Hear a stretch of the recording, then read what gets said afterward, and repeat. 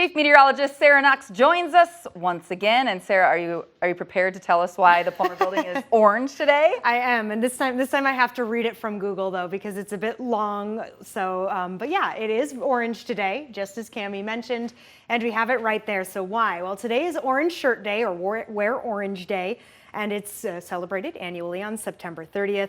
It is a day of remembrance and reflection for the Indigenous children who were forcibly removed from their families and sent to residential schools in Canada and the U.S. to be assimilated into white culture, leading to widespread trauma and loss of identity. So that is why the Plummer Building is dressed in orange.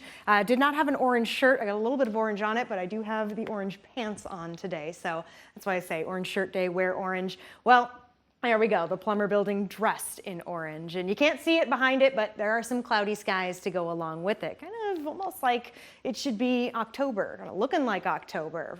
Is it feeling like October? Not exactly. When temperatures make it into the 80s once again. So high temps today, 83 in Mason City, Rochester. Look at La Crosse getting to 86. A lot of red, not orange, on the map.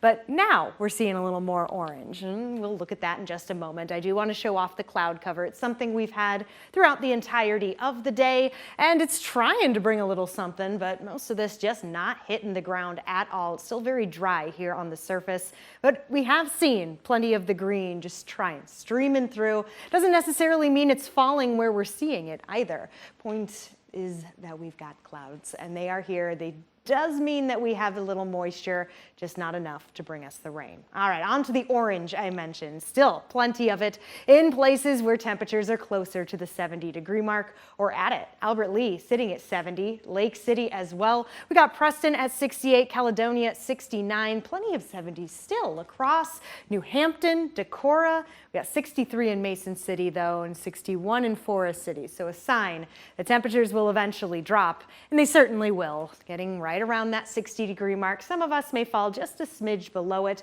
These temperatures are still well above average normally.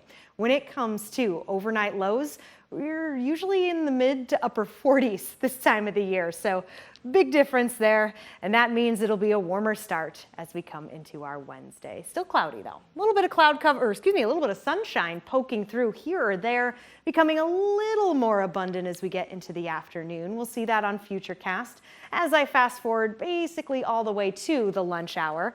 And here's what I mean. We're gonna have some breaks here or there, some thinner clouds, kind of like today, but a little bit more of the sunshine once we get into the late afternoon, evening.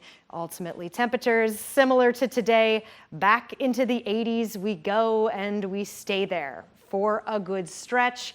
But look at that, some rain chances on the way as we get into the late half of the weekend. And Cammie, we're back down to the 60s as we start off the next work week.